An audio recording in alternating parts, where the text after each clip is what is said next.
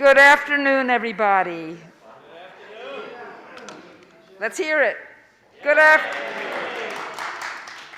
afternoon. Please be seated. Please silence your cell phones. Thank you. And now I'm going to become naked. Sorry, that was rude. Okay.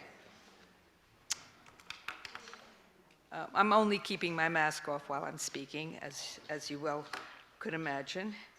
And I welcome you to all. Welcome to all who are here on Zoom and with us in person as we celebrate Bob Moore's 40th anniversary and our Coalition for Peace Action.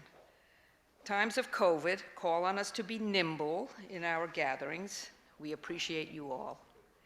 The Coalition for Peace Action reaches out locally, nationally, and even internationally. Being nimble in a challenging world has been the hallmark of our coalition for all of these years. We will hear from speakers by Zoom and in person, and we'll close our day with celebratory remarks and a toast. The CFPA, the Coalition for Peace Action, is an organization made of you, many supporters, a board without ego, who all work nimbly together to make this world a better place. It is my very distinct pleasure to invite remarks by our celebrated leader in this effort, my dear friend, Reverend Bob Moore.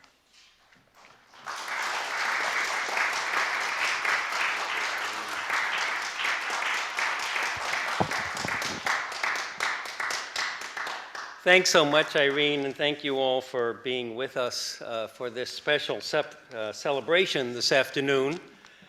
I actually want to start with calling your attention to something I hope all of you picked up on your way in, which is a two-sided printout of our highlights of accomplishments over these past 40 years, from 1981 to 2021. And I'm going to make a few more remarks on the things on that, so you may want to even have it out so you can kind of follow along. There's some still out there at the desk, I think. If you don't have yours with you, sneak out there and get one. But I want to start by what has become, oh, and Carol is bringing some more in, so raise your hand if you need one. They're going to be handed to, ooh, boy, looks like we have a lot more to give out. While those are being distributed, let me go to a mantra that we are going to be reminded of, at least by me, but I think it's true for all of us, which is peace is a team effort. Can you say that with me? Peace is a team effort. So these things on this two-sided sheet are just the highlights, very succinct highlights. And none of it could be accomplished by any one person, me or anyone else. It is because of us coming together as a beloved community that these accomplishments have taken place and that we will continue to move forward with more accomplishments. So keep that in mind. Peace is a team effort. Now I want to just make a few remarks about the very first three on this and group them together, because as we started as a professionally staffed organization, from 1982 to 1983 are the first three bullets. I want to sort of give you an overview of those in the sense that we were using what I call the classic means of democracy. That is, first and foremost, public protest. This is one of our most basic democratic rights, isn't it? The right to protest. And that first bullet is about a major protest that ended up being the largest demonstration in US history. On the streets of New York City, in Central Park actually, in June 12th, 1982. And according to the FBI, 1 million people came. The reason I say the FBI is I think the New York Times actually underestimated it. They said 750,000, but the FBI said 1 million people. So that was really uplifting. You see there that we sent a peace train with 1,400 people to that. It was so empowering. So we have done a gazillion of those protests over these 40 years, haven't we? And it's an important mechanism for democracy, the engine of democracy, to be brought to bear on our peacemaking challenges. Secondly, voting, our most sacred right, isn't it, in this democracy? Unfortunately, I fear it's under grave threat right now. But we have used that right of voting over and over. Now, a little bit later, I'm going to talk about our peace voter campaigns, but this used it, bullet item number 2, in a different way, which was a referendum on the nuclear weapons freeze.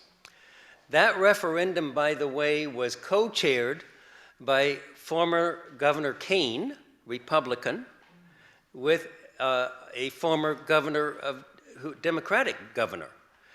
Kane was the governor when we ran this campaign. And so it was exciting to see that kind of bipartisan work, standing together, saying we've got to get a handle on this nuclear arms race or it may destroy all of humanity. So we came together through those electoral means. Here in New Jersey, statewide, we ended up getting 2/3 of the votes of New Jersey voters that year. 66% of the voters voted for this. That was a resounding support, and it was instrumental in giving us more political power, and that's what we've been about, is gaining more power for the cause of peace. And finally, the lobby day. So this is one of the another classic means of democracy. And we need to focus our pressure, is what this is about. Demonstrations are great in terms of creating awareness, but they aren't focused on any decision maker in particular. Even the referendum wasn't focused on a particular decision maker. But when we do lobby days, as we've done lots of them over these 40 years, many of them were in person going to Washington, but we've also done them in district offices for members of the House and in state offices here in New Jersey and in Pennsylvania for members of the Senate. Those meetings are really, really critical. Most recently, of course, we've been doing most of them by Zoom. So this is actually one of the benefits of the pandemic. It's a horrible thing that we're going through it, but it makes it a lot easier to meet with our elected representatives, actually. So that's one of the ironies. Though that kind of lobbying makes a huge difference. And I just want to give you one quick example, which is during that day when we brought 600 people to Washington, D.C., 110 were from the district that Princeton was in at that time, District 7, represented at the time by Matt Rinaldo, Republican. When we crammed into his office, there was no place for anybody to sit, including the congressperson. Nobody could sit, it was so crammed. Professor Von Hippel, sitting right up near the front here, was our lead presenter, saying, we need you to support the nuclear freeze referendum, the nuclear freeze resolution. Something happened that day that never happened since, by the way. Usually when you ask somebody to support a piece of legislation, they say, well, I really need to think about it. I'll let you know later. Remember this, Frank? On the spot, he said, I'm co-sponsoring. On the spot, that happened. That's what peacemaking people power looks like when we band together in these kinds of effective mechanisms of lobbying, either in person, but somehow going to that office that we're trying to influence.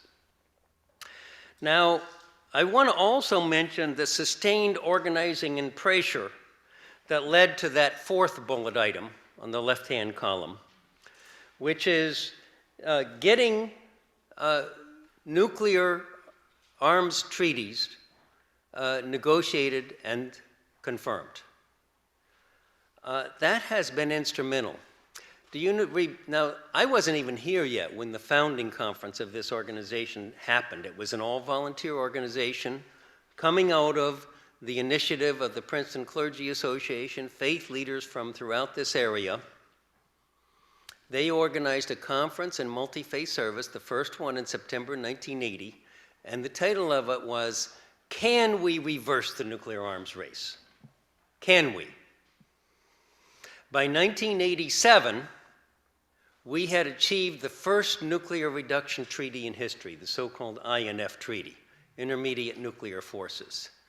That answered that question that that first conference had raised, and we started reversing it, and we've since had a nuclear testing moratorium and START treaties leading up to the new START treaty in 2010 that has led so far to an 85% reduction in the number of nuclear weapons on this planet.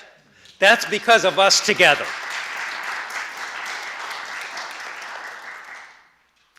Now, one of the crises that we faced not too long after that was the second bullet item on the right side of the first page, which is the Iraq War had started.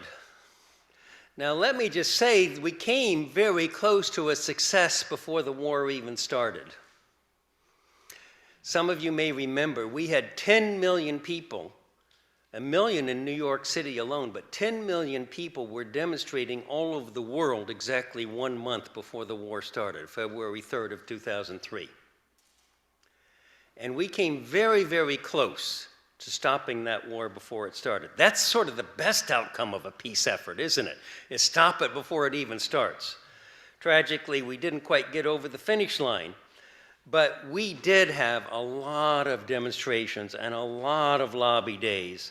And in the end, one of the things that really turned the corner for ending that war is when we saw new members of Congress elected in the 2006 election. That was absolutely decisive. And we saw it up close and personal, because we saw a change in our own district here in Princeton when we got a guy named Rush Holt got elected. A fantastic member of Congress who was on our side. It makes a huge difference. Now let me just make a few remarks about diplomacy, not war. And I think one of the things that we've run into often is people say, well, what's the alternative to war? Don't we need to kind of be using our military? Isn't that the only way to stop whatever evil we think we're stopping? But in fact, war is not very effective at all when you really look at it. All right? Things don't really change. And so what we need to do is put the focus, the spotlight, on the alternative to war, and the main alternative to war is diplomacy. I love the way my wife Mary says it. Diplomacy saves lives. Diplomacy saves lives. And I think that proved to be so true when we were coming very, very close to war with Iran. Very, very close. 2013, 2014.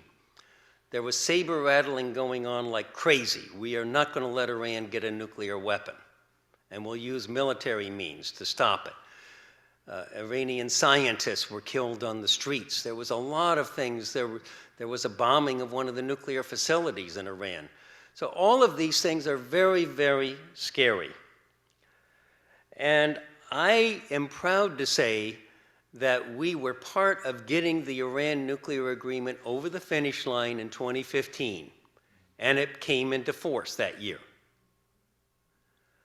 Tragically, our subsequent president didn't stay in it and pulled out of it in 2018, but we need to reinvigorate that diplomacy so that we can get back into those kinds of agreements that resolve problems peacefully. Resolve our world problems peacefully. We've shown that it can be done, and we can do it again, sisters and brothers.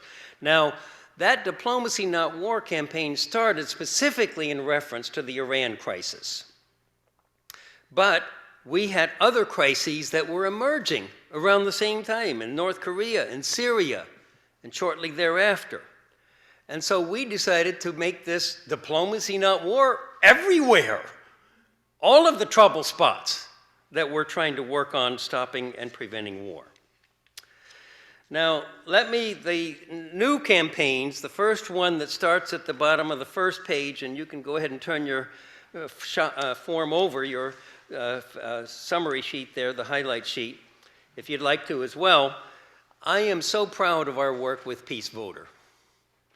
And to tell you the truth, one of the biggest challenges we face is how do we be effective in the context of who we elect to be our elected representatives? As I already said, that makes a huge difference. And I'm looking at even some of the people in this room. And I know Representative Watson Coleman is a great example who will be with us shortly, but Senator-elect Andrews Wicker right here is another great example of electing the right people. So how do we do this? Well, first of all, we pioneered all these things that are broken out on the top of that back page, the Peace Voter Guides. So these are nonpartisan campaigns. All right, it's true that more often it's Democrats that are supporting our goals than Republicans, but we're delighted, no matter what party somebody is from. We're going to work on them, and we'll be pleased if they do the right thing and vote the right way and stand for the right causes. So those Peace Voter Guides, including distributing them through signature ads. So that was an innovation that we did. We ask our supporters to each chip in $25, and then their names are listed below that signature ad, and the exact voter guide is right there to inform voters shortly before they're going to vote on Election Day. It's been in over 5 million newspapers now, these ads have been. And the nice thing about it is not only does it raise the money to run the ad, but by having a large number of people right below the ad, sometimes in the hundreds of people get out their magnifying glasses because they're curious. Did my neighbor sign this? Who's on board with this, you know? It's really an effective way to penetrate down to the grassroots with our message. And finally, our nonpartisan candidate briefings. And here, one of the unique things that we have here by being headquartered in Princeton is we have world-class experts on issues like nuclear weapons. I already mentioned Professor Von Hippel, but I want to mention him again, because there's other experts as well in the program on science and global security, a huge wealth of expertise that we have available to us, and we are so fortunate and so blessed that they are glad to come and join us in these briefings. We have experts like Richard Moody on military issues, who's a former fighter pilot, like Dolores Phillips, who's an expert for us in our Ceasefire project on gun violence prevention. So we come together with these candidates, and we ask them for a substantial chunk of time. This is not just something we do quickly and sort of in and out. We ask them for 90 minutes of their time, because we're going to drill down and give them really detailed information, and then respond to any questions they have. So far, we've done well over 50 of these candidate briefings. I find them to be an outstanding way to relate to the electoral context, because we're getting our foot in the door. By the way, we do them starting in the primaries. That's one of the easiest times to reach people. So again, I'm very proud of our leadership on that. Then I wanted to skip down to Ceasefire New Jersey. I was on the board of it for a long time, but it's been actually under our umbrella. It was an independent project before 2010, but it's been under our Coalition for Peace Action umbrella since 2010. And I'm proud to say that since it came under our umbrella, we have passed 20 new gun safety laws here in New Jersey. 20.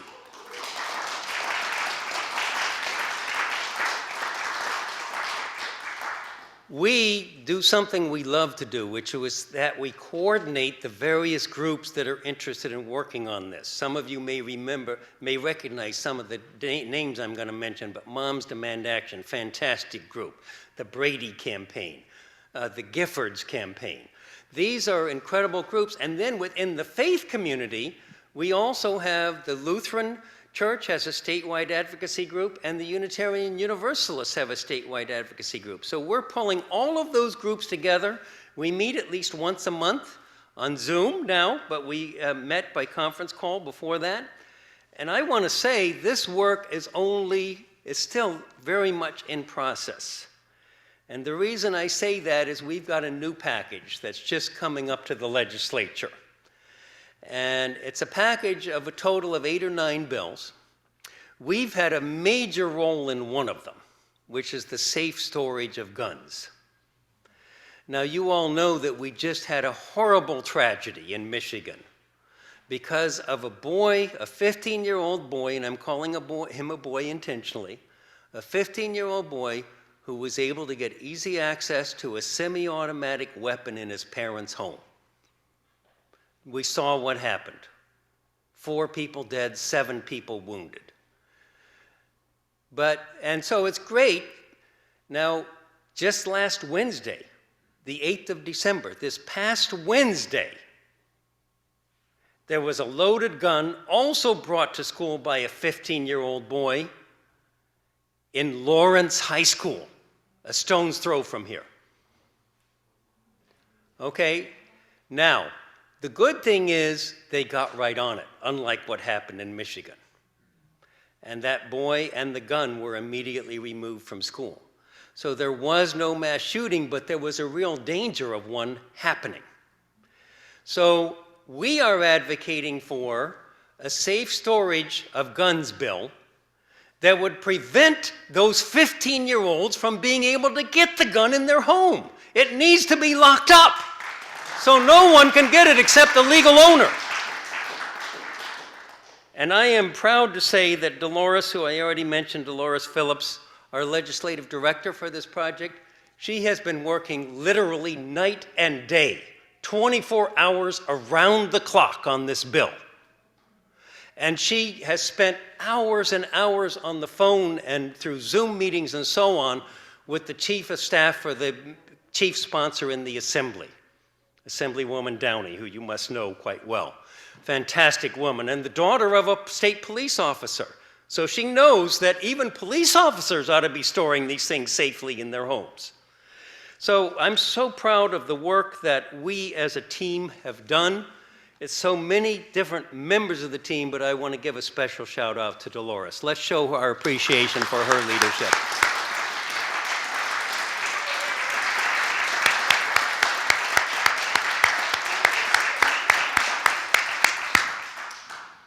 And then I want to just mention a couple of our annual events. You know, I remember years ago I was with some of my fellow organizers in Washington for a meeting, and one of them commented that they didn't have very many new things they were doing. And they said maybe that was a weakness. And I said, well, actually, we keep doing the things that work, and we do them year in and year out, and it works quite well for us.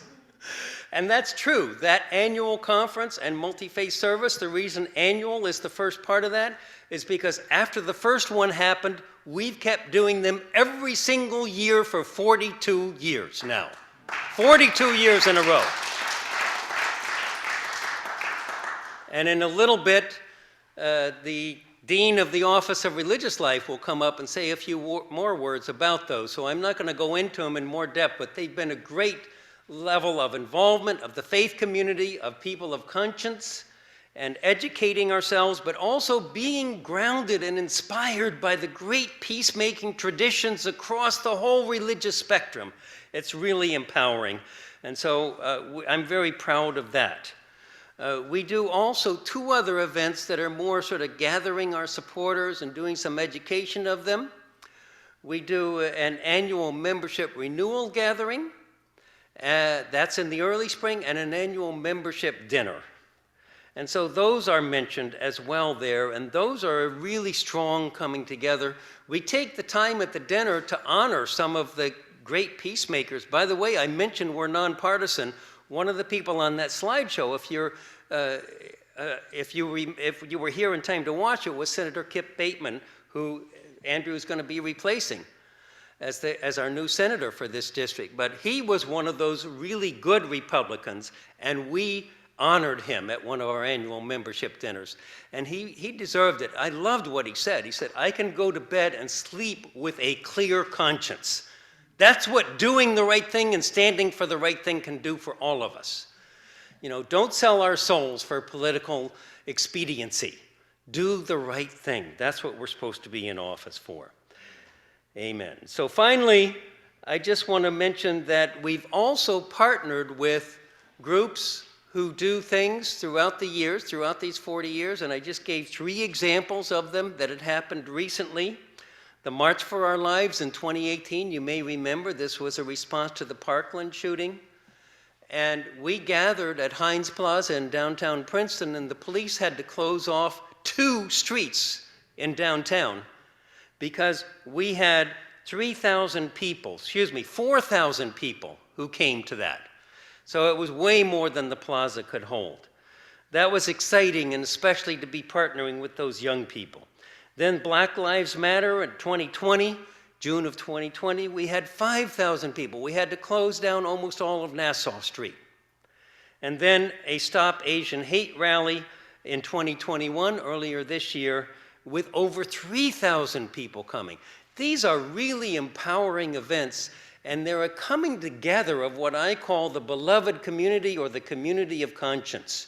Whenever hate manifests itself, we need to stand shoulder to shoulder in opposition to that and to overcome it with the power of peace and the power of love.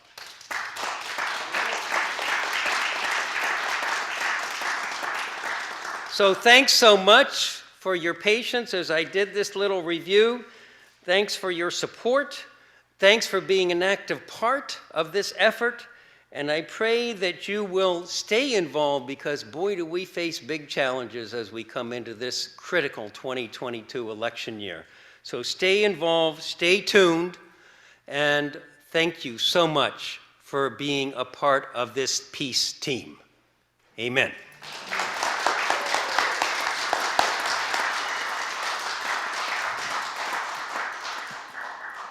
Thank you, Bob. Wonderful. It's so refreshing to hear our long history together. It is my honor to welcome Congresswoman Bonnie Watson Coleman of New Jersey 12th District, whom I cherish as a friend of Bob Moore and of the Coalition for Peace Action. She is a leader and indisputably a most courageous defender of the rights of humanity in all its forms. Locally, nationally, internationally, Congresswoman Watson Coleman is recognized as that person of substance and action. Please welcome the indomitable Congresswoman Bonnie Watson Coleman. Thank you. Thanks, Irene. She will, thank you. Hi. Whoops.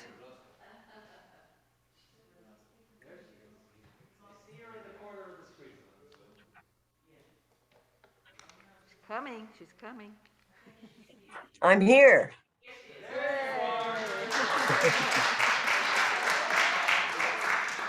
Wow, this is, first of all, thank you, Irene. You always say such kind things about me and such kind things to me.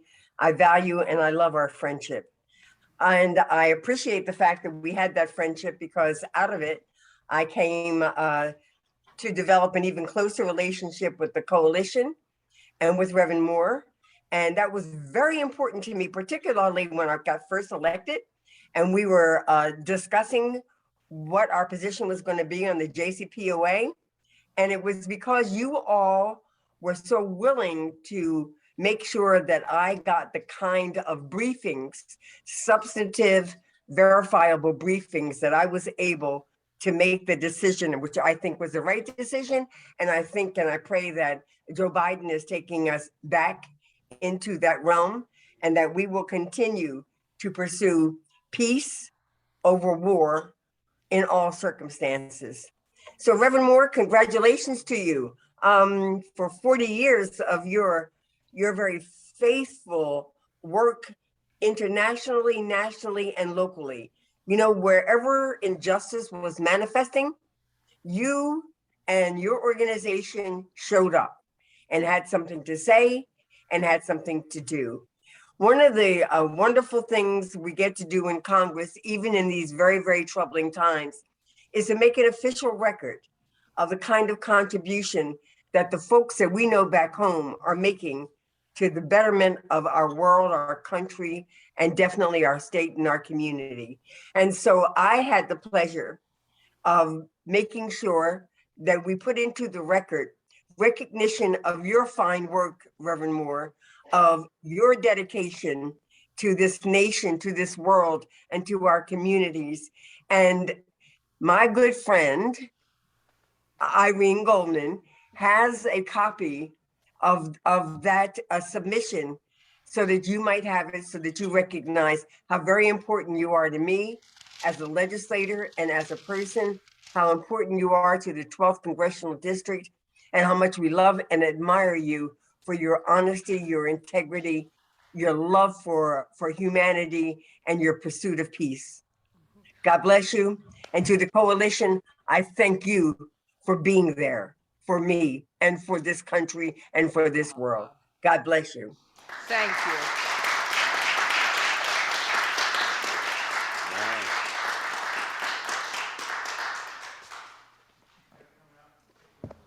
Take your mask off.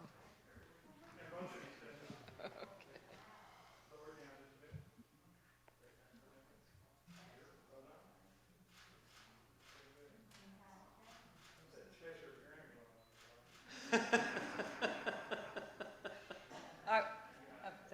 Thank you. That's wonderful. You can't have it yet. I thank Bonnie Watson Coleman, my dear friend and sister. I would like to read to you the proclamation. Congressional Record, House of Representatives, honoring the 40th anniversary of Reverend Robert Moore as Executive Director of the Coalition for Peace Action. Thursday, September 30th, 2021 is when it was read into the record. Mrs. Watson Coleman, Madam Speaker, I rise today to congratulate Reverend Robert Moore for serving as the Executive Director of the Coalition for Peace Action, CFPA, for 40 years. Reverend Moore has worked tirelessly on critical issues of peace, including gun control, disarmament, the reduction of nuclear weapons, voter engagement, and countless other causes. In his role as Executive Director, he has led critical peacemaking efforts through the Coalition for Peace Action, which celebrated its 40th anniversary last year. Reverend Moore led many grassroots initiatives in the United States, including the inaugural Peace Vote campaign in 1995, as well as one of the largest demonstrations in national history in 1982, where 1 million people gathered in New York to call for a freeze on nuclear weapons. In honor of Reverend Moore's illustrious career and dedication to peacemaking efforts, the Princeton Municipal Council declared that September 8, 2021 is Reverend Robert Moore Day in Princeton, New Jersey. Reverend Moore's dedication to building a more peaceful world is an inspiration to us all, and today we celebrate the impact and importance of this work. I congratulate Reverend Bob Moore on his notable achievements. Signed, Bonnie Watson Coleman, Member of Congress. Now,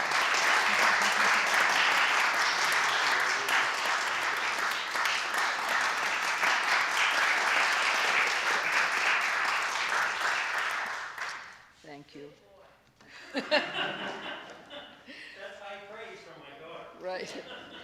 So I'd also like to read for you a letter from Rush Holt. Congressman Rush Holt has been a friend of the Coalition for Peace Action well before he became our congressman. He wrote to Bob, and I will read, if I can find it here. 1 minute. Excuse me. So many honors.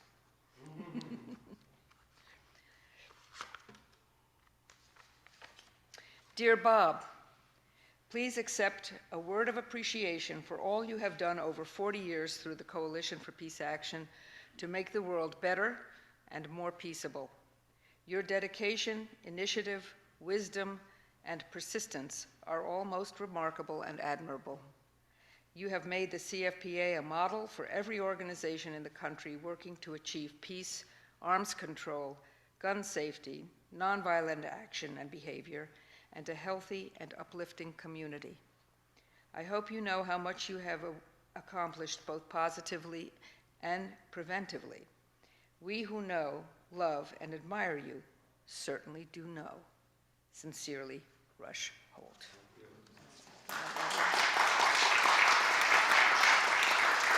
So, next in line of our speakers is Senator-elect Andrew Zwicker. Well, thank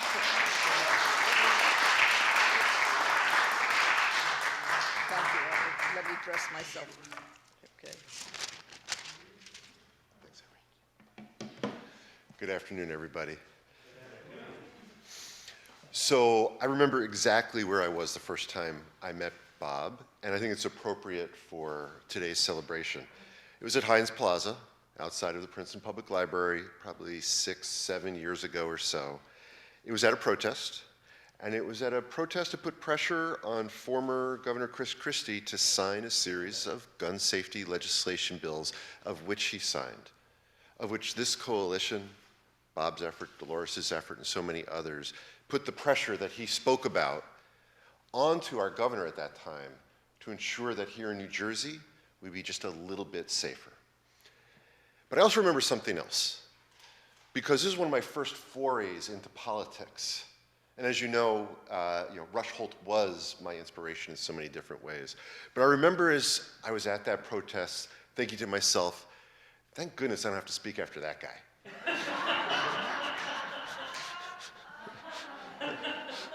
Because see, in politics, you have to give a whole lot of speeches. And I've learned early on, there are certain people that you just don't want to speak after. And they all go by a single name, their first name. It's like Cher, right? It's Bonnie. It's Corey. And it's Bob. And if Booker is around the corner, I'd like to know, because I'll just stop speaking right now. But I am so delighted to be here this afternoon.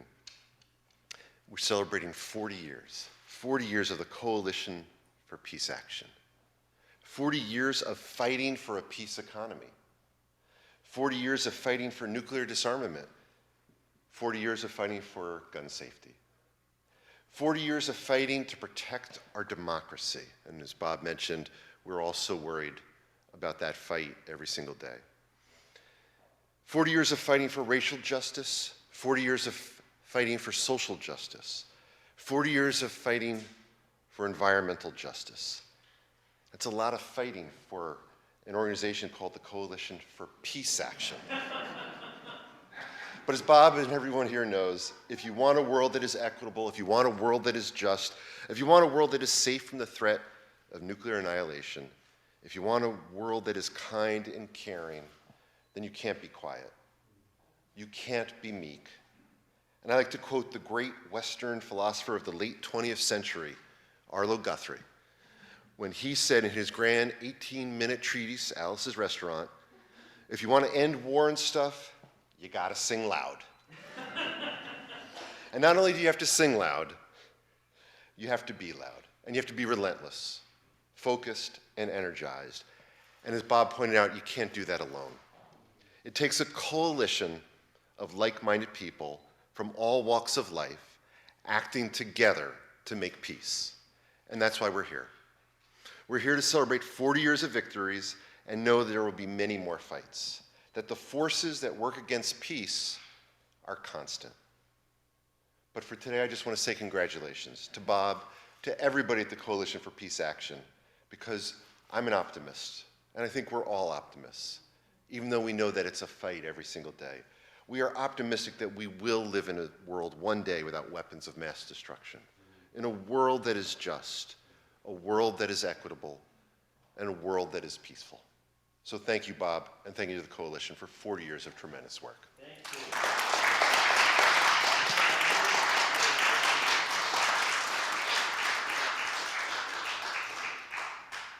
Is Allison Bowden? Oh, hi. He's here. Please come up. You gonna introduce him? Hi. Please introduce yourself. Hold the introduction, please. I am so glad to be here with all of you. I'm Allison Bowden. I serve as Dean of Religious Life and of the Chapel at Princeton University, and we are a partner of the Coalition in a number of ways. The one that happens annually, as Bob was saying, is the Multi-Faith Service for Peace that we host on the morning of the great annual conference on so many topics. I am so honored to be here to represent my office, but I think also Princeton University as well.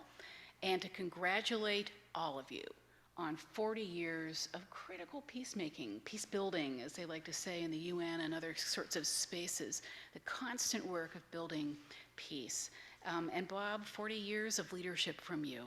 Thank you, and thank you. You know, we have had some extraordinary speakers at this conference, this multi-faith service, over 40 years. I've only been in Princeton for the last 15. Some of the names that leap to mind are Naomi Tutu, Rabbi Michael Lerner, Reza Aslan, Andy Young, Jesse Jackson, right? Jim Wallace. Sister Simone Kimball was with us just a few weeks ago. I think really one of the finest sermons that I got to hear over the course of these whole 15 years that I've been in my current role was from one of the speakers, preachers that morning. The Reverend Bob Moore was our speaker one day and gave us just the most substantive reflection, and I still feed upon it. Thank you, my friend. Peacemaking is a holy vocation, right? All of our religious and spiritual traditions command us to be peacemakers wherever we find ourselves, in ways large, right? Bringing millions together to march, and in small ways, just really being witnesses and disciples to peacemaking in the school we attend, in the place where we pray, in the grocery store, at home around the dinner table. That can sometimes be the hardest. But that's what we do. And one of the things that I am so grateful about for our annual multi-faith service for peace is that that is when we come together to really be sustained spiritually together as a community to keep doing that very, very good work. We come together in a multi-faith way one other time as a town and a region, and that's on Thanksgiving morning. And I can't tell you how many people tell me in the course of every year how much those two gatherings really mean, how important it is to come across all of our belief traditions, all of our different communities, and really be fortified for the good, and as I'll say again, the holy work of doing peacemaking. So, Bob, God bless, thank you. And thank you to the coalition. You know, I'm going to say, one of the things we recently did together was tragically a noose, or what appeared to be a noose, was found on a construction site on the Princeton University campus in late June, and our offices worked together with a couple of days' notice to pull people together on the university campus to respond to that in partnership with the NAACP of Trenton. I received outreach from two wonderful civic organizations here in Princeton in the days and hours just before that event came together, asking to please co-sponsor, and that was wonderful. But I want to tell you all, when we were there leading that, and I looked out, I don't know that members of those communities, those organizations were able to be there. When I looked out, I saw you. It was Coalition for Peace Action there in power. We were some distance from each other because it was a really hot day, and we were all doing our best to find shade, which meant we were scattered around the edges of Firestone Plaza for very good reason. But you were the folks who were there. As it's been said already this afternoon, you show up, and you just keep showing up. And we're not going to be discouraged. We're just going to keep showing up. So thanks, and congratulations. Yeah.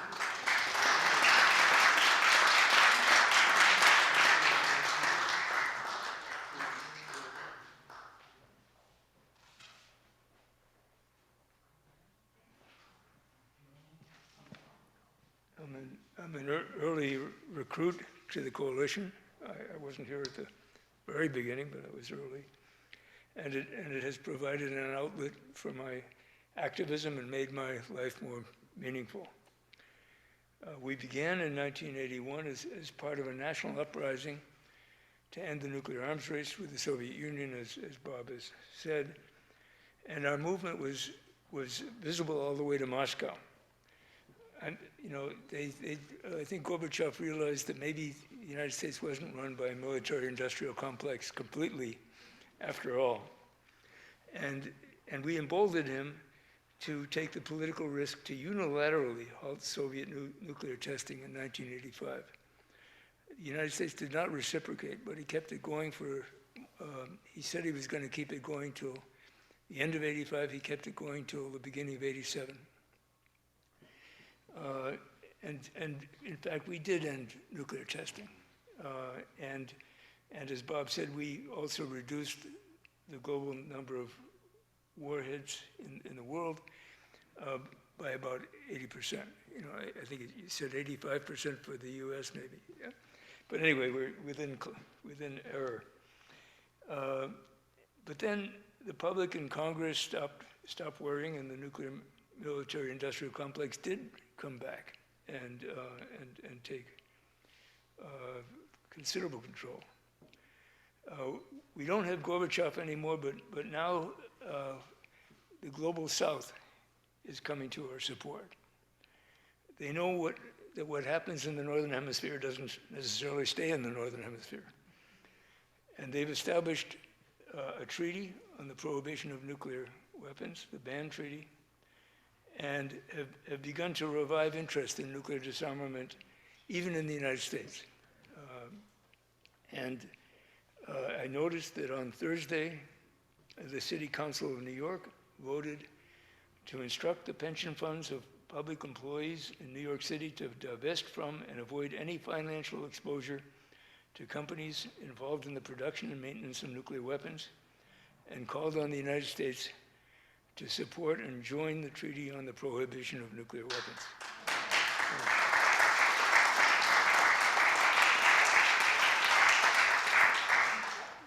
Thanks to Andrew Zwicker, 2.5 years ago, the New Jersey Assembly voted to support the ban treaty. But we didn't think about instructing the pension fund. so maybe there's something still to do.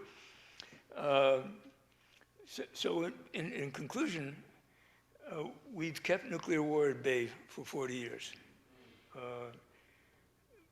But the job is obviously not finished. And so when we toast, we should toast to the future of the coalition, as well as celebrate its past. And based on Bob's stem winder of a speech, it is clear that he's not finished either.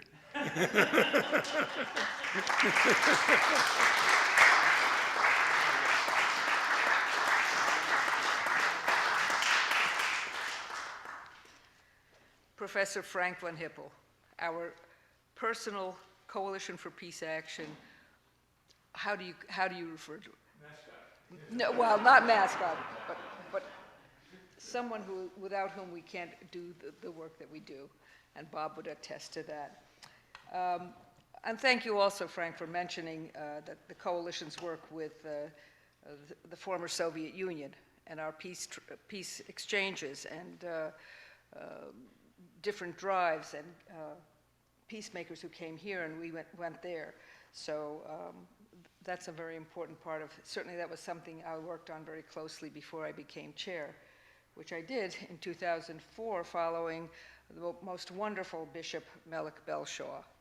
And somebody who was, may he rest in peace, a wonderful voice for peacemaking and a great memory for all of us and difficult to follow. Certainly can't fill his shoes. But someone else who has been the Coalition's Peace Board Chair and Board Chair Emerita is Darlene McKnight, who couldn't be here today and asked me if I would please read her remarks. So she says as follows. Hi, Bob. Hi. Darlene McKnight here. I just wanted to wish you congratulations on your 40th anniversary as the Executive Director of Coalition for Peace Action. The state of New Jersey and the nation are both to be proud and commend you for the level of service that you have provided to the peace community over the years. May God in his infinite wisdom continue to bless you and your family and the work that you do. Love you much. Take care. Darlene McKnight.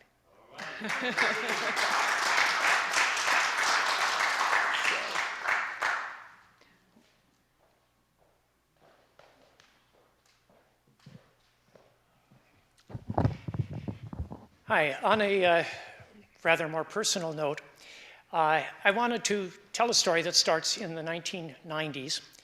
I'm a resident of Lawrenceville, and originally, however, I'm from the West Coast, and so I wasn't really at that time particularly interested in New Jersey politics.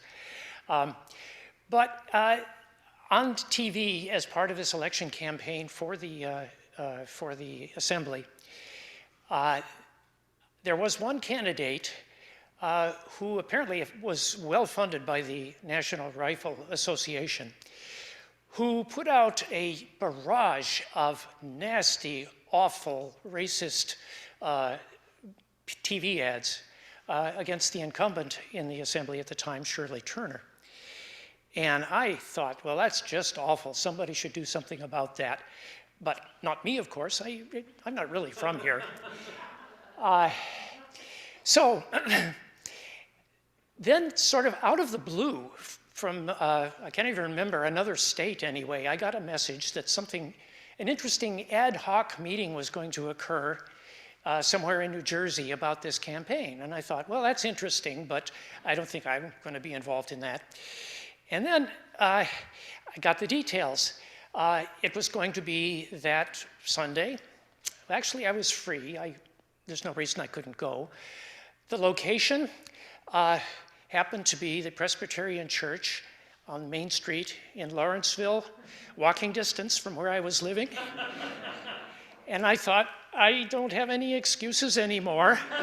I guess I have to go to this meeting. You know, it's just meant to be. So I went down there and saw a room full of people who were interested in, well, some of them were interested in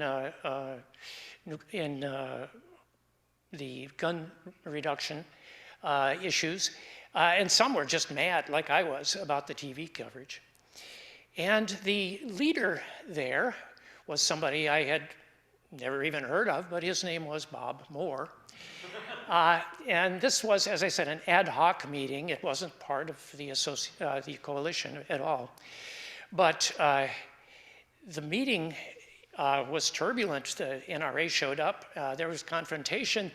I was very relieved at the strong leadership shown by Bob Moore in leading us, and in his passion in setting forth an agenda for that time in history. And before I knew it, I was making phone calls. A lot of us were making phone calls, lots of phone calls. And our message was, we urge you to vote for Shirley Turner, and also somebody that none of us had ever heard of, Reed Gusiora. The two of them have to both win, or else we can't keep this NRA monster from getting into the Assembly. And so we made the calls, and it worked. The good people were elected, and we never heard of this NRA guy again, as far as I know. And then, about that time, Bob came to me and said, by the way, I just happened to be with an organization up in Princeton that might interest you, and I listened to what the issues were, and I had been impressed by the strength of Bob as a leader and his understanding of the levers of democracy, which certainly are relevant today. And I said, okay, I think I'd like to be part of this. But in fact, the coalition became part of me, part of my life ever since, and I want to thank Bob Moore for that.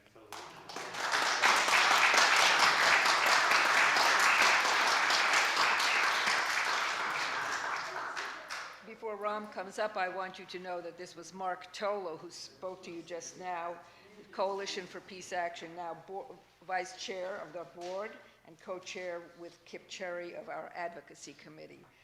Ram, please introduce yourself properly. Our chair of our Peace Ed Committee, but please say more.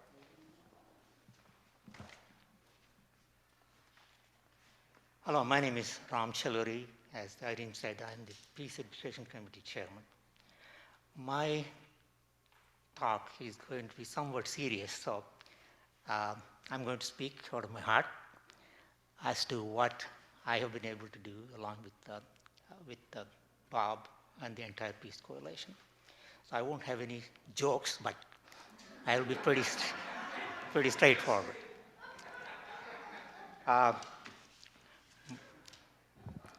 My family and I moved to West Windsor, New Jersey from Chicago in mid-1990s. Like for everyone else, the 9/11 in 2001 and the Iraq War in March 20th, 2003 changed our lives forever, and they are a call for action for all of us. At that time, I joined many peace demonstrations in Palmer Square in Princeton. I also joined the Peace Coalition with Reverend Bob Moore in demonstrations in Princeton, New York, and Washington, D.C.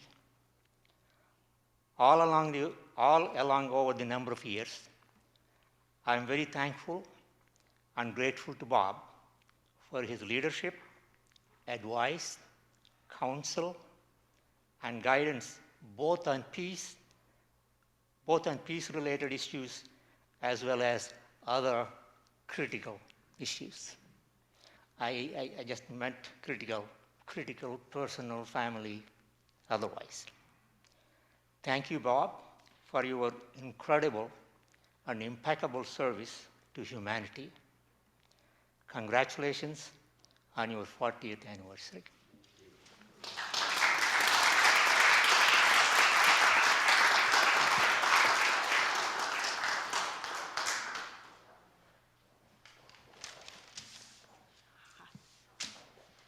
Just ask Bob. Just ask Bob could be the coalition's motto. His expertise and knowledge make him an outstanding leader of peacemaking initiatives. Moreover, he has an incredibly sharp memory for relevant past and current events. Bob reads the New York Times every day with his early morning coffee. Late in the evening, perhaps with a dish of ice cream, he provides websites, he probes websites of leading anti-war analysts. Thus, others in the coalition just ask Bob. Ask Bob for information on US and world diplomatic aspirations, political agendas, and military postures. Whether it be ending the nuclear freeze campaign, opposing the invasion of Iraq, pursuing and re-pursuing a treaty with Iran, or working on New Jersey laws to prevent gun violence, Bob's forceful and knowledgeable presence has led coalition activists to collaboration in striving for peaceful outcomes these past 40 years. Preparing to lobby, writing a letter to the editor, or contacting people, need precise information? Just ask Bob.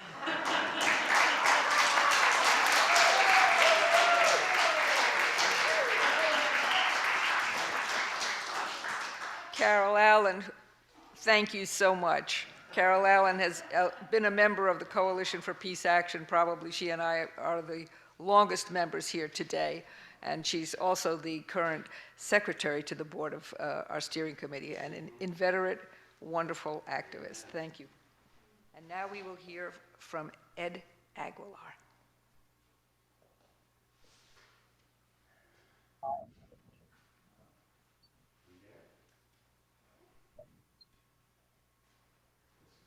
While we're waiting for technology,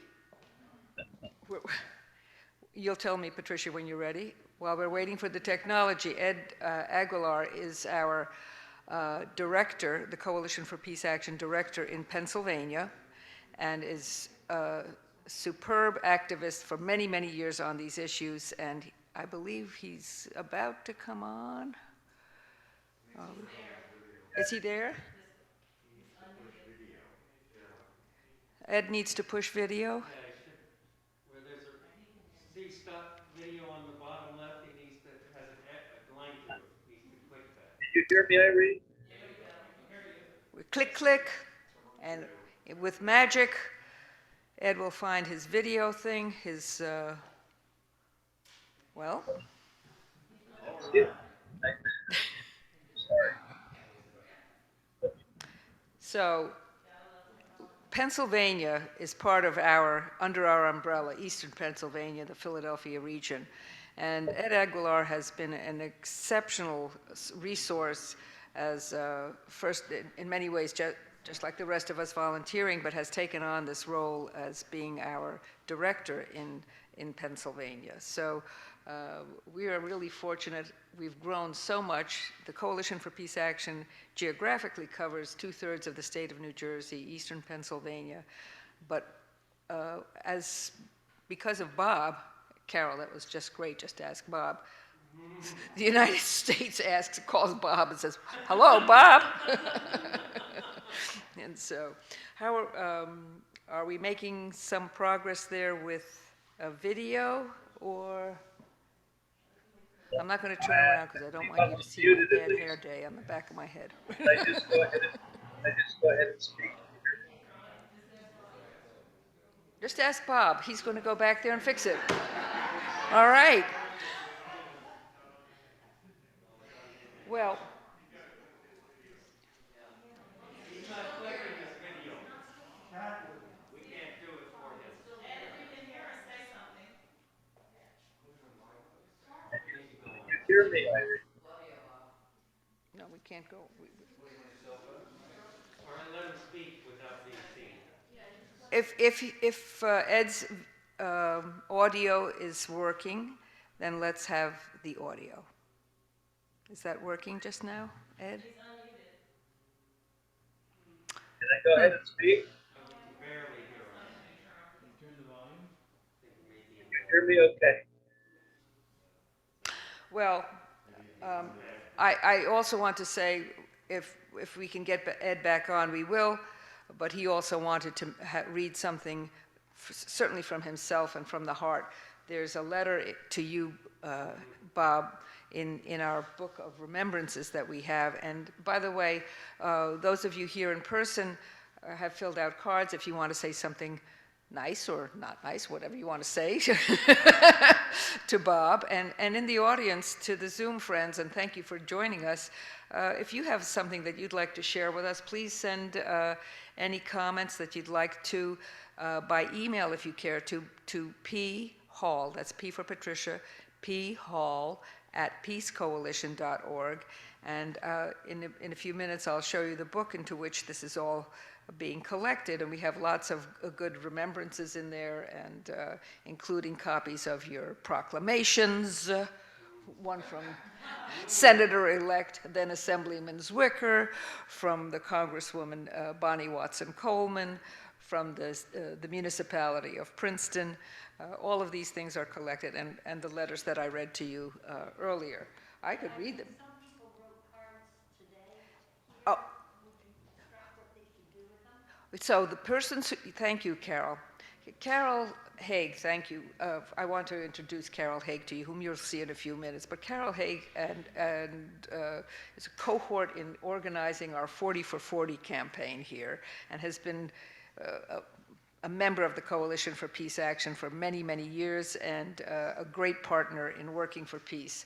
So if you've written cards, and we are going to collect them, and they too will be put into this book of memories, remembrances. So you'll have a lot of reading to do along with your coffee and your New York Times. So I'm going to find my book and read the letter that Bob wrote, that Ed Aguilar wrote.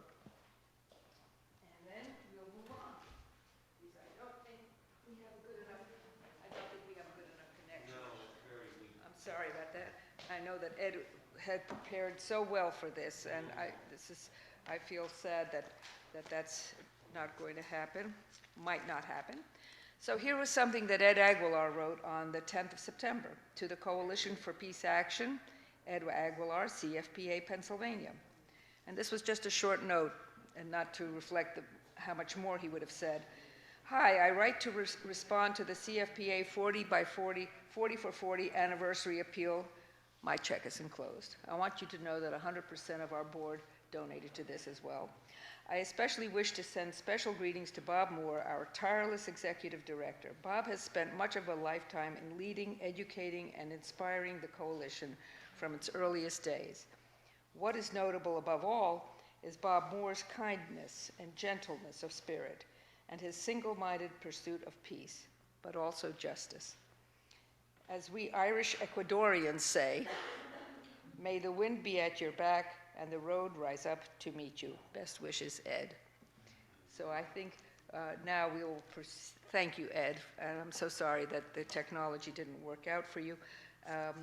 I'd like to now go into our final remarks, and we will certainly, whatever Ed will have prepared, he'll send to us. And he will have also remembered in his remarks a quote from Bob Smith from Brandywine, whom we want to, another partner organization for peace with whom we've lobbied and worked for many years. So before we go there, to final, I want you to meet somebody.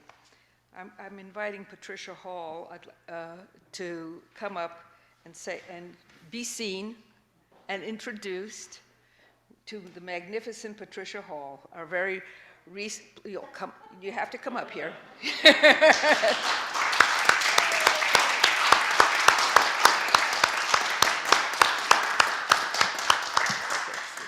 Stand, which side, so that you're seen. There you go. Our very recently hired assistant director. In this short time, Patricia, whose background is in social justice and much more, has taken on our mission goals, some of which were new to her and heavy in the science, with great interest, energy, and passion. She's intelligent, charming, calm in a crisis. Yes. Not so much. And has made today's event happen so beautifully. We are most fortunate. Patricia, say a few words, please.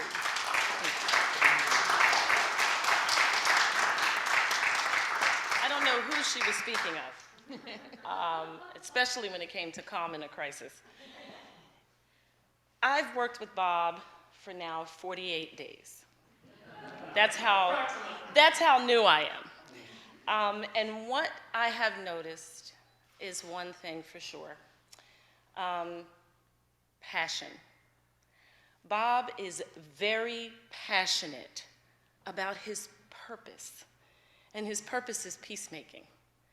And what a blessing it must be, and he and I had this conversation, to be able to wake up every morning knowing that you are going to be working and operating and functioning in your purpose.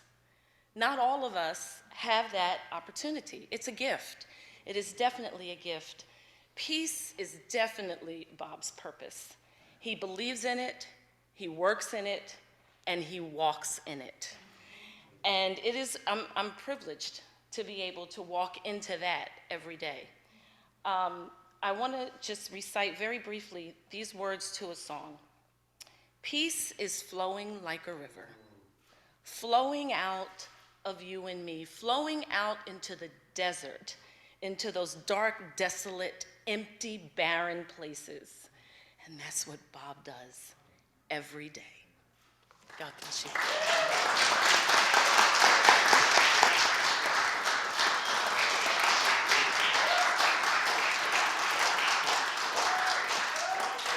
Are we lucky? We sure are. So I want to add my voice to all of the illustrative, loving remarks of our speakers ahead of me today in honor of Bob and our Coalition for Peace Action. As Bob always says, this is a team effort. The Reverend Mr. Robert Moore. I've been schooled, has become a dear friend and colleague over these many years. I joined the Coalition for Nuclear Disarmament shortly after its founding in the early 80s, became more active, and never left. Now as chair, it was clear to me from the very beginning that the Coalition for Peace Action, as we are now known, was a successful organization of members, followers, board, led by a man of purpose, laser focused on our goals, always mindful of our assets, a man of deep faith in humanity and the urgency of our mission. The all of Bob is impressive as he embodies and succeeds in each aspect of his life. It is rare that one person could embody the mission of an organization and have the total dedication to the cause, all the while being a dedicated pastor, a faithful defender of individuals in need of counseling, friend to many, and most notably, a devoted family man, loving husband to Mary Timberlake, a father, and now grandfather. Bob Moore, you are a treasured and dear friend for decades past and to come. Thank you. I would like to invite Mark Pepper to come up. Mark Pepper is the treasurer for the Coalition for Peace Action, aside from his many other wonderful talents.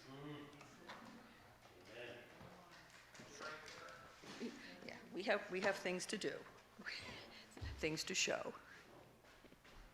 And I have to find my masks. Just bear with me. Okay, okay. Yeah.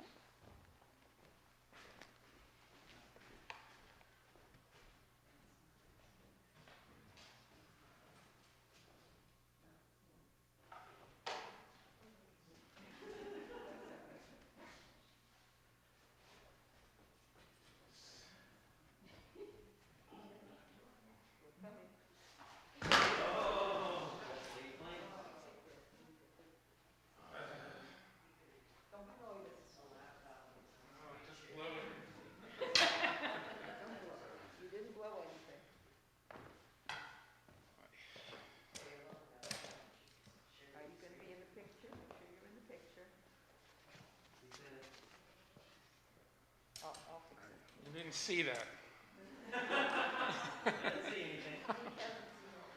All right, so, all right. Two things come to mind right now. I'm in the remarks and reflections section, so before I get to my prepared remarks, I have to give some reflections. So the first thing that comes to mind is the Mel Brooks movie, High Anxiety, because my anxiety right now is through the roof. Okay, and the other is for some reason I feel like I'm at a bar mitzvah. But there'll be more on that later. Okay, so, all right. So Senator-elect Zwicker mentioned about the first time he met Bob. So I have to bring that up. So first time I met Bob, there was sort of like, we think we may have met, because we were both at Penn at the same time, back in the 70s. So we must have met like sitting at neighboring tables at the Christian Association, because I went there every day and had whole wheat pizza. Okay? And then I met Bob again, maybe 10 years ago, because I was looking for a cause, and I went to a Coalition for Peace Action, must have been some committee meeting, and I felt like, whoa, I'm out of my league. I mean, right now, I feel like I'm starting to feel like that again, after having to follow up all these incredible speakers and people. So I really felt like I was out of my league.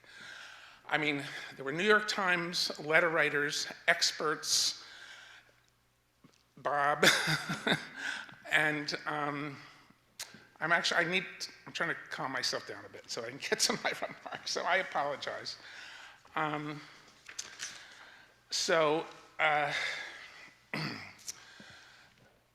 I came back to the Coalition for Peace Action, and Bob and I met formally, and I have to say, absolutely, Carol, I'm at the point now where I can pick up the phone and call Bob because I have to ask him something.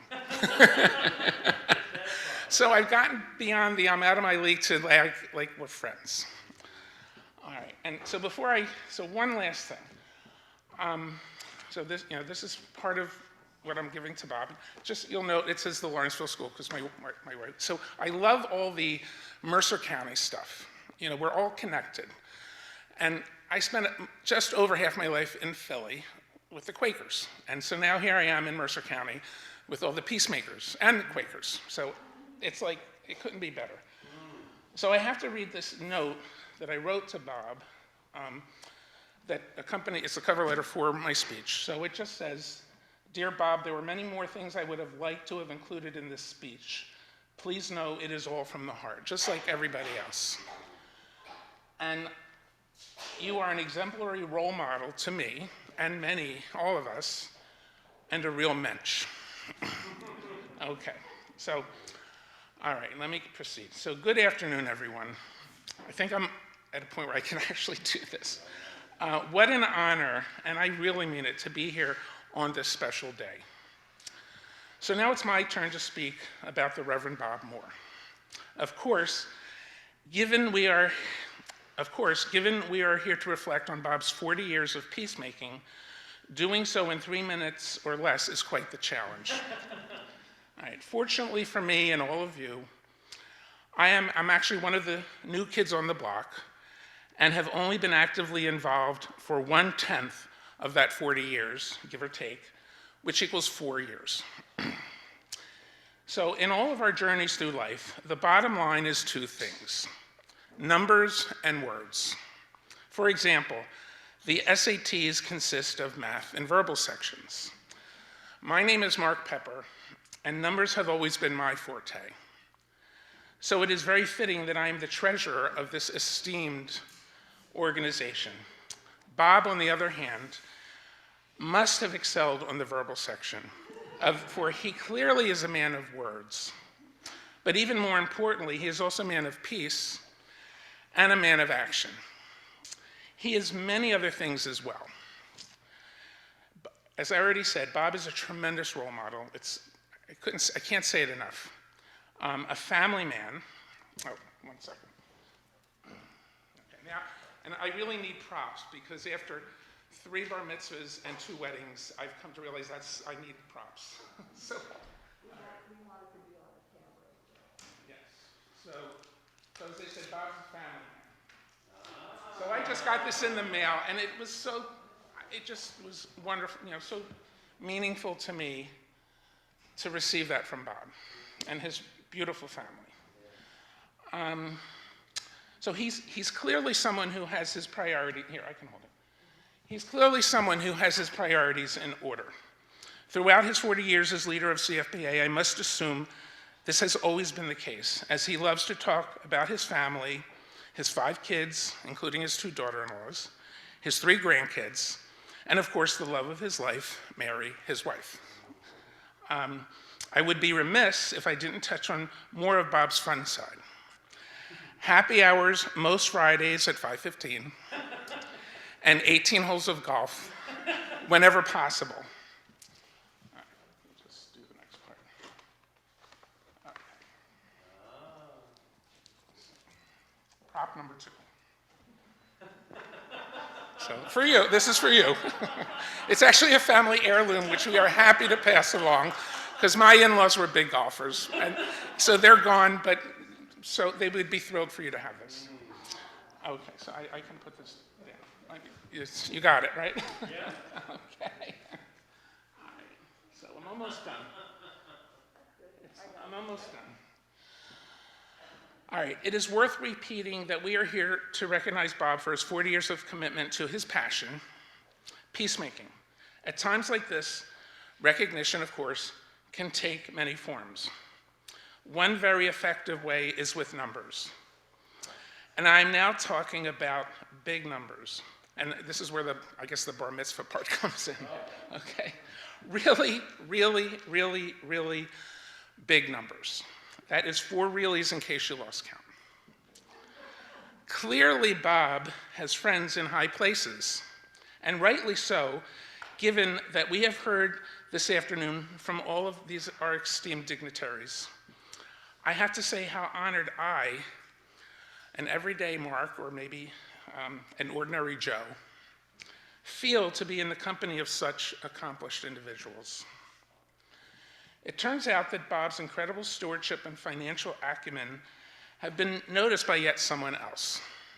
I am sure that everyone in this room would agree that if it was up to us, Bob would do a stellar job doing for the USA what he has done in 40 years for the CFPA. So, surprise, surprise.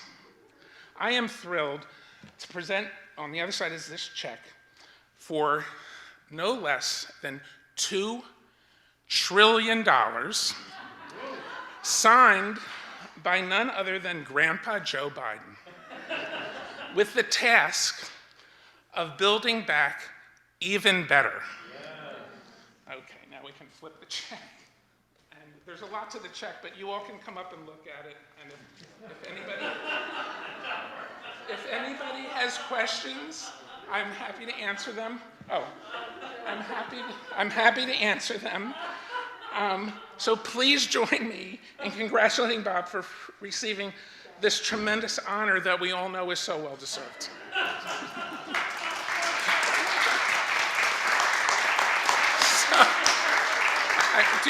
Do you want me to? I can explain some of the little details if you want. So this is our logo, the Bank of Princeton, which I have cleverly changed to the Bank of Peaston. A simple little edit. Okay, and the Bank of Princeton, their motto is Bank Wisely. So the Bank of Peaston's motto is Golf Peacefully. Okay. And this is a proposed new logo for the CFPA, using the peace sign, incorporating 4-0. The 4, of course, is a, I had to look this up. I don't golf, so I had to look this up on the internet. So if I don't ask Bob, I look it up on my phone. So, so there's a golf flag. I think I just, I like to tie things up in neat package so, when I can. So.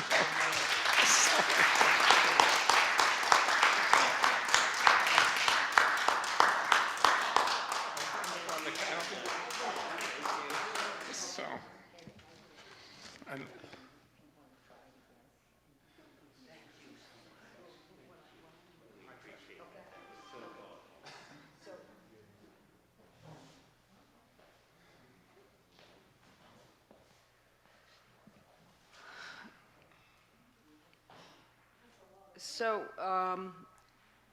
I would like to, did Ed say that he was back in? Yes, but I'm going to ask Ed to be briefer.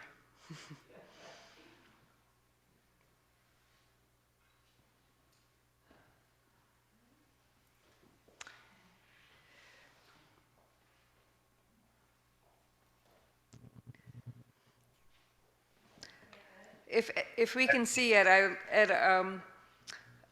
I'd like to see if we can see your face, if you're in there. If not, then we will just continue on. Okay? All right. It hasn't worked, so I'm so sorry. We tried. Carol Hague, please come forward to add to our jolly our jolly presentation.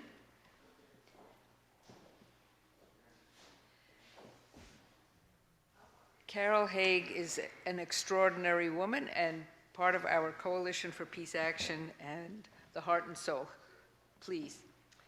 Well, Bob, obviously you have been honored a great deal from September 8th when we declared Princeton Bob Moore Day to the reading of the thank you to you into the Congressional record, and you've heard from a number of people here in person and messages read to you.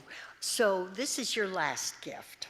And this is from all of us because we really know you've worked so hard for 40 years, and you really should be able to take some time off for activities that you enjoy. We've heard you like to play golf. That's just a rumor.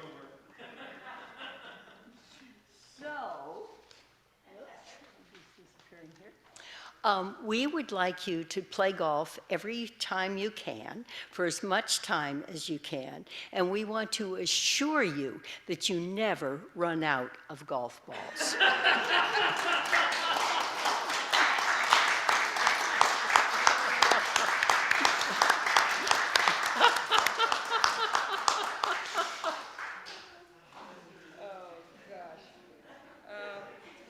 Mary, thank you. So, trying to figure out the order of things. Mary, I would like for you to come up, but in 1 second, and I would like to invite our board members who can be here, and hello to all of the board members who are on Zoom for a special something. So 1 second. I will be right back. Please come up.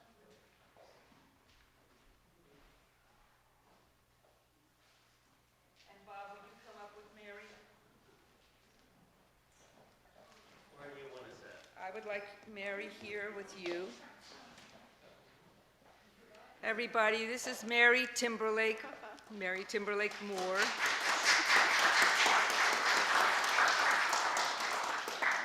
So, Ms. Mary.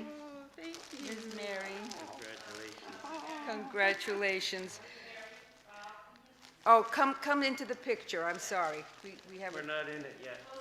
No, we've got the Gotta back go of. more behind the podium. We've got the back of David's head. So you come this way. Are we good? Yeah. You move right I'll in. go ahead and take my mask off. Yes, too. please do, please. All right, So Mary, your flowers.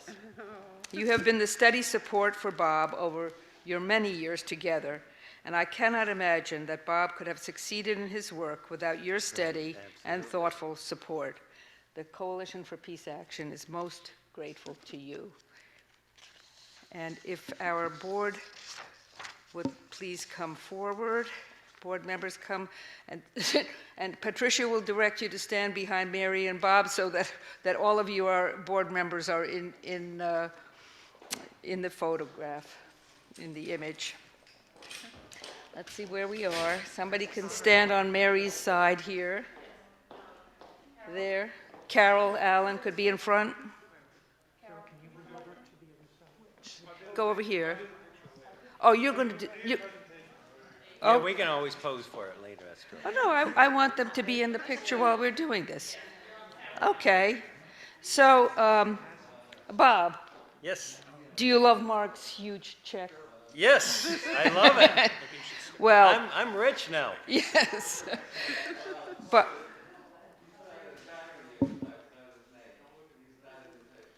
Ram, come forward. We're good. I see Ram now. Okay, make sure we can see Ram. Yeah. Right, get close to Bob. Okay, good. Is that good? So, as the bubbly is being poured, and I hope that all of the Zoomers are getting something to toast with. But as we're getting ready to raise our toasts to all, some of our friends and volunteers, Patricia and Jay, and we have inveigled Will to join us. If everybody would, okay, all right. Okay, does everybody have some? Thank you. Whoops, okie dokie. So I'm really glad that you loved Mark Pepper's very huge check, but I would like, on behalf of the board of the Coalition for Peace Action, we would like to give you this significant check. Thank you so much. One that you can actually take to the bank. It's a real check. It's a real check. You mean the $2 trillion one wasn't real? I'm so sorry. And as we get ready, everybody, your mask. Pretend like we're not having an epidemic. Pretend we're not having an epidemic, right? As we get ready to raise our toasts to all on Zoom and here, we also invite you to send any notes or congratulations to Patricia's address, phall@peacecoalition.org, and so that we can include them in the book of congratulations, which is We see it. Wow. here, Yeah. with lots of Ooh. notes and congratulatory remarks. And everything will fall out if I So on the count of 3, shall we all say hurrah? 1, To peace. 2, 3. To To peace! Woo! It's non-alcoholic. And we thank the Pennington Market. Right. Thank you. Thank you all for coming. To our board that's here, our board on Zoom, and to all of our people who are, thousands of you who are out there, our supporters. Thank you.